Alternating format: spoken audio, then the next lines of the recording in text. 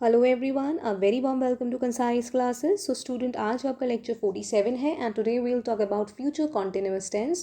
Previously हमने discuss करा था सिंपल फ्यूचर के बारे में, जहां मैंने आपको डेप्थ में एक्सप्लेन करा था विल, गोइंग टू और प्रेजेंट कॉन्टिन्यूअस में कैसे डिफरेंस करना है, बिकॉज तीनों का यूज़ हम फ्यूचर की सिचुएशंस को दिखाने के लिए यूज़ करते हैं, राइट।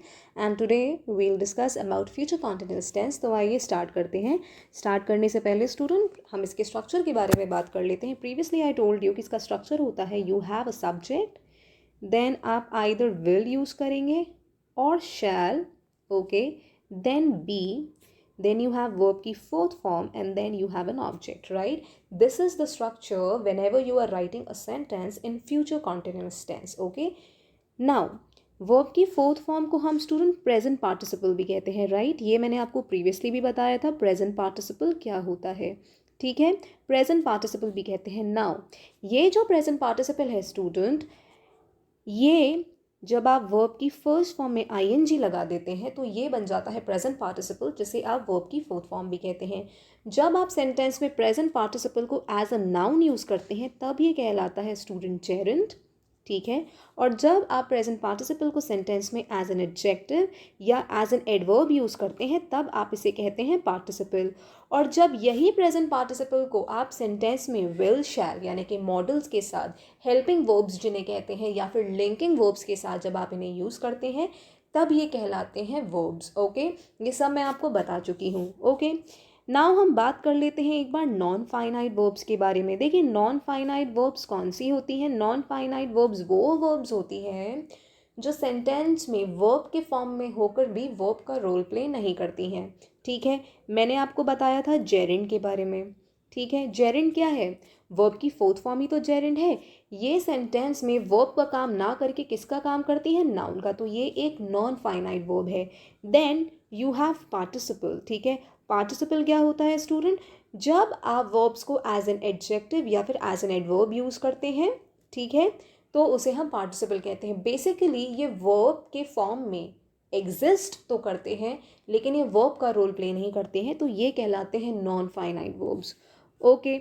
अब हम बात कर लेते हैं स्टेटिव एंड डायनामिक वर्ब्स के बारे में। देखिए स्टेटिव वर्ब्स कौन सी होती हैं? स्टेटिव वर्ब्स वो वर्ब्स होती हैं स्टूडेंट जिन्हें आप कॉन्टिन्यूस टेंस में कभी यूज़ नहीं करते हैं। ये सिचुएशन को बताती हैं, ये कंडीशन को बताती हैं, ये स्टेट को बताती हैं, ठीक है। आप कभी भी स्टेटिव वर्ब को स्टूडेंट कॉन्टिन्यूस टेंस में यूज़ नहीं करते हैं, आप इसे हमेशा सिंपल टेंस में इसका यूज़ करते हैं, राइट।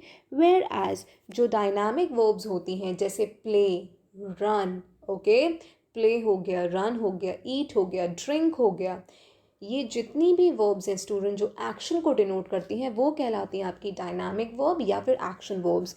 इन्हें आप कॉन्टिन्यूस टेंस में यूज़ कर सकते हैं।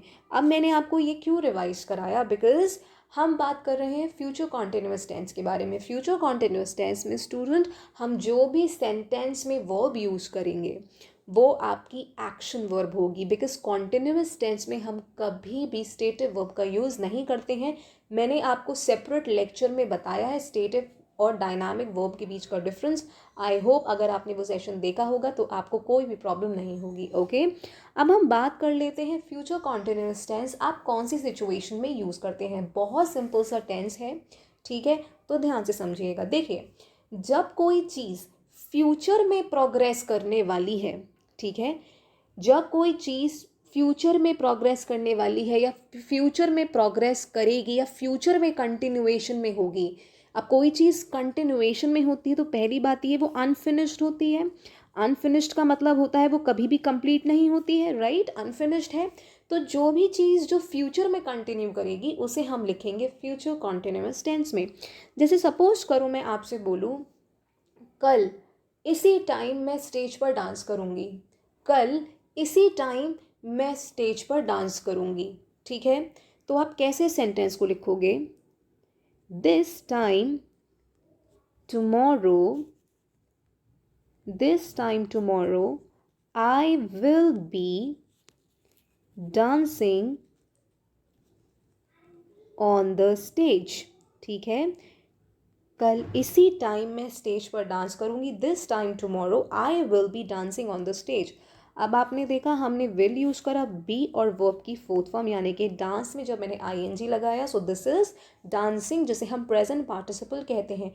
यानी कि कोई एक्शन जो फ्यूचर टाइम में प्रोग्रेस करेगा, ओके, उसे स्टूडेंट हम किस में रखेंगे, फ्यूचर कॉन्टिन्यूस टेंस में रखेंगे। सपोज मैं आपसे बोलूँ I suppose it will be raining. I suppose it will be raining when we start. ठीक है, मुझे ऐसा लगता है बारिश शुरू होने लगेगी जब हम चलना शुरू करेंगे। ठीक है, या फिर जब हम चलना शुरू करेंगे, फिर जब हम चलेंगे, when we start.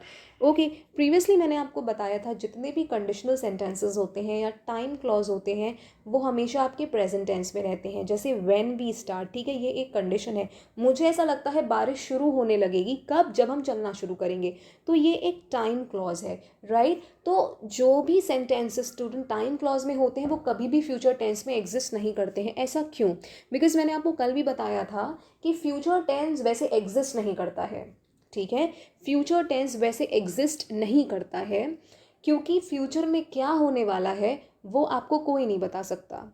Okay, will शैल क्या है स्टूडेंट, विल शैल आपके मॉडल्स ही तो हैं। अब विल शैल का यूज़ करके हम बता देते हैं सिचुएशंस के बारे में जो फ्यूचर में होंगी, लेकिन किसी को पता नहीं है फ्यूचर में क्या होने वाला है। दैट इज़ वाई स्टूडेंट, जब हमें पता नहीं है फ्यूचर में क्या होने वाला है तो हम कैसे कह सकते हैं कि टाइम क्लॉज को हम मतलब कैसे फ्यूचर टेंस में रखेंगे।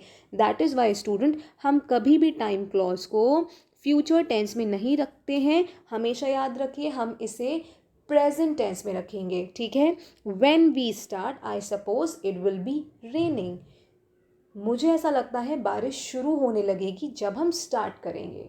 ठीक है, सो आप इस सेंटेंस को और कैसे लिख सकते थे? मैंने आपको प्रीवियसली क्या बताया था कि जब प्रिडिक्शन हम अपने ओपिनियन पर करते हैं तब हम विल का यूज़ करते हैं। आई suppose it will rain, right, I suppose it will rain.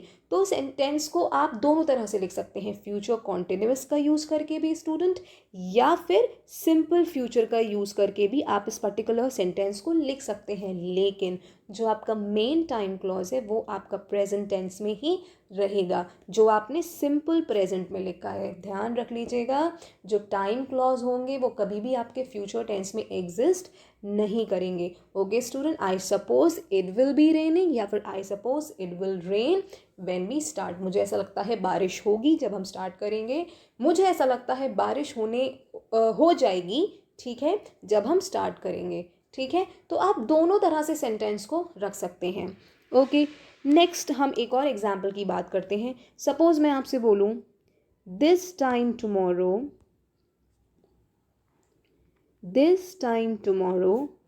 I will be sitting on the beach in Singapore।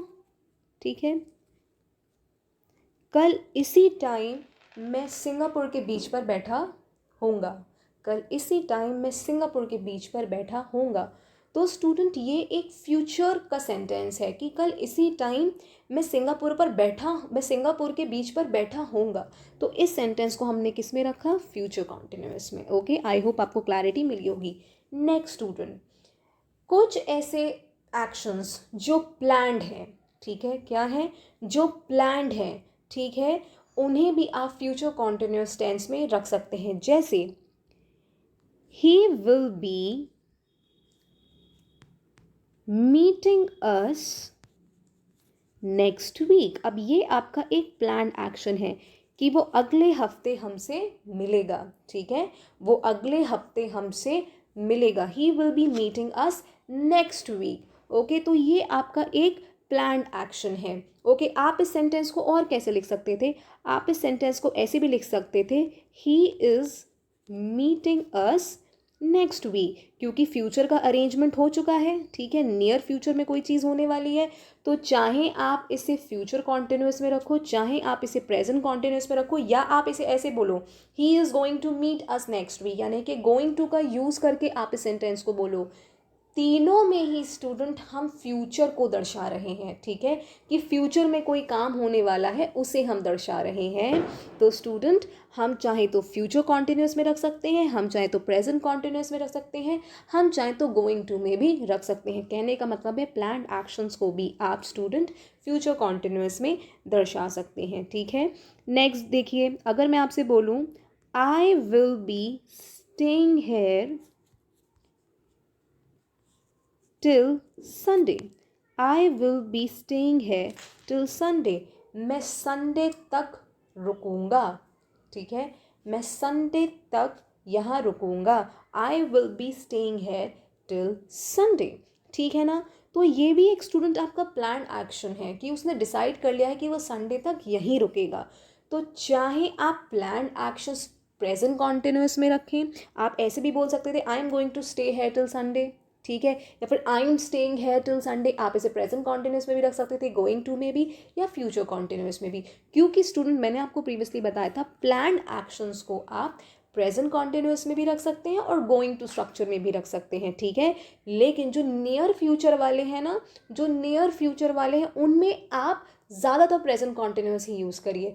वो सेंटेंसेस भी आपके गोइंग टू स्ट्रक्चर को यूज़ करके बनाए जा सकते हैं, ठीक है, प्रीवियसली मैंने आपको बताया है। लेकिन हम प्रेफरेंस किसको देंगे, हम प्रेफरेंस देंगे प्रेजेंट कॉन्टिन्यूअस को, जो मैंने आपको एक्सरसाइज कराई थी वहाँ भी मैंने आपको बताया था, ठीक है। आई होप स्टूडेंट आपको क्लैरिटी मिली होगी, ठीक है। एक और स्ट्रक्चर की बात करते हैं स्टूडेंट, ध्यान से देखिएगा, बी अबाउट टू, ठीक है, बी अबाउट टू। देखिए अगर आप सेंटेंस में कहीं भी बी अबाउट टू देखते हैं तो ये आपको किसे दर्शाएगा, ये आपको दर्शाएगा इमीडिएट फ्यूचर को, ठीक है, इमीडिएट फ्यूचर को जो जल्दी होने वाला है। जैसे अगर मैं आपसे बोलूँ, सपोज करिए मैं आपसे बोलती हूँ let's go into the train, let's go into the train, it's about to leave, ठीक है। मैं सपोज आपसे बोलूँ कि let's go into the train, जल्दी ट्रेन पे चढ़ो, इट्स अबाउट टू लीव, ये छूटने वाली है, इट्स अबाउट टू लीव, मतलब ये चलने ही वाली है। तो अगर आप कहीं भी student be about to structure sentence में देखते हैं तो वहाँ आप समझ जाइए कि हम किसकी बात कर रहे हैं, इमीडिएट फ्यूचर की। सपोज करो मैं आपसे बोलूँ don't go out now, we are about to have lunch, अभी बाहर मत जाओ, हम लंच करने वाले हैं, we are about to have lunch, ठीक है, हम लंच करने वाले हैं। तो इमीडिएट फ्यूचर है कि बाहर मत जाओ, हम बस अभी लंच करने वाले हैं, ठीक है। तो जो आपका बी अबाउट टू स्ट्रक्चर है स्टूडेंट, ये भी आपका फ्यूचर की सिचुएशंस को दिखाने के लिए यूज़ कर लिया जाता है। कैसी सिचुएशंस, जो आपका इमीडिएट फ्यूचर है, ठीक है। तो आप इस स्ट्रक्चर को भी ध्यान में रखिएगा, ठीक है।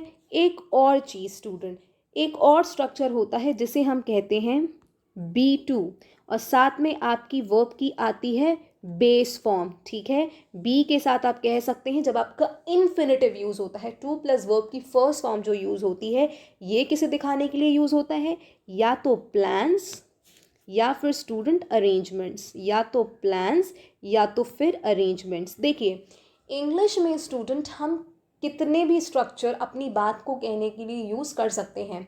जैसे आपने देखा फ्यूचर कॉन्टिन्यूअस, ठीक है, कल जब तक आपने पढ़ा था सिंपल फ्यूचर के बारे में, वहाँ आपने देखा था कि काफ़ी सिचुएशंस में हम प्रेजेंट कॉन्टिन्यूअस और गोइंग टू स्ट्रक्चर को इंटरचेंजेबली यूज़ कर सकते हैं।